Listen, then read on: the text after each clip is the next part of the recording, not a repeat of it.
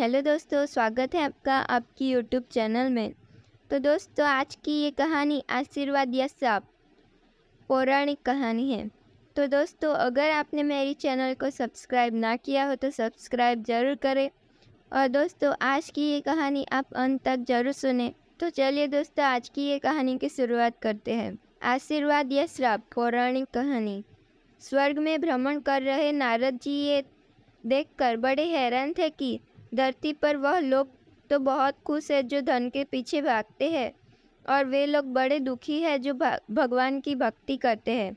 इस विचार से ग्रस्त नारद जी काफ़ी परेशान हो गए, और जब उनसे रहा नहीं गया तो वह सीधे पहुँचे वैकुंठ धाम इस प्रश्न का समाधान पाने के लिए भगवान विष्णु के पास।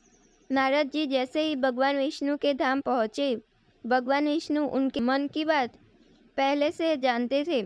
विष्णु भगवान ने नारद से कहा, चलो धरती लोक पर चलते हैं और आपके प्रश्न का समाधान पाते हैं। दोनों साधु का भेष धारण कर धरती लोक पहुँचे। वह दोनों सबसे पहले एक बड़े व्यापारी के द्वार पर भिक्षा मांगने गए। उन लोगों को अपने द्वार पर देखकर व्यापारी बड़ा गुस्सा हुआ, उन्हें भला बुरा कहा और बिना कुछ दिए उनको वहां से जाने के लिए कहा।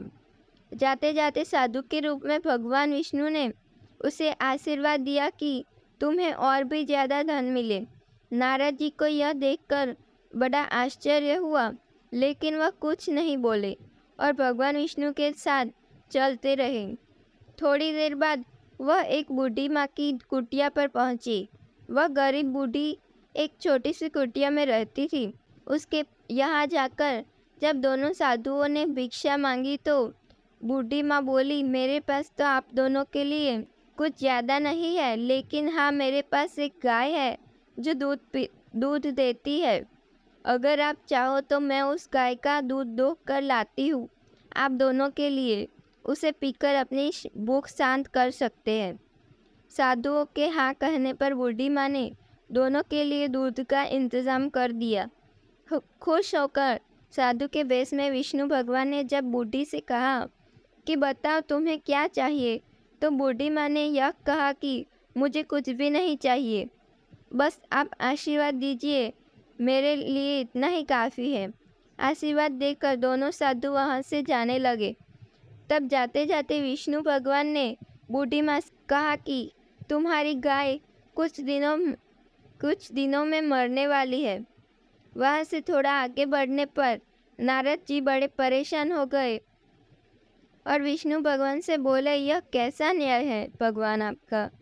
जिस व्यापारी ने हमारा इतना अपमान किया, हमें गालियाँ दी, आपने उसे और ज़्यादा धन पाने का आशीर्वाद दिया, और इस बूढ़ी माँ को जिसने हमारी इतनी सेवा की है, हमारे लिए दूध की व्यवस्था की है, उसे आप कहते हैं कि उसकी गाय जो कि उसके जीवन का आखिरी सहारा है, वह भी मर जाएगा। ऐसा क्यों?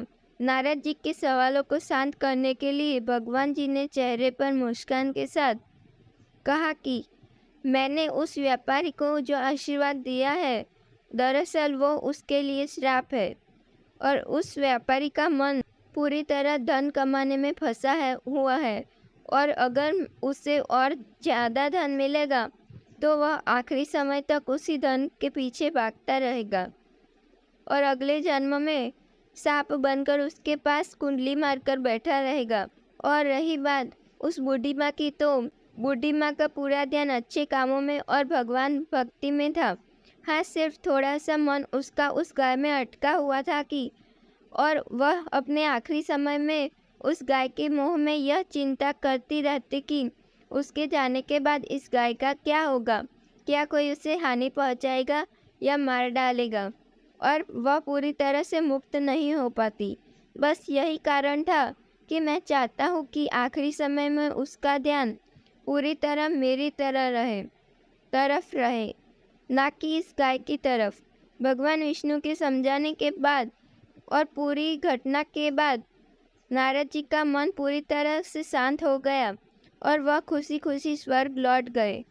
दोस्तों, छोटी सी ये कहानी हमें कहती है कि हमें अपना जीवन अच्छे कामों में समर्पित करना चाहिए।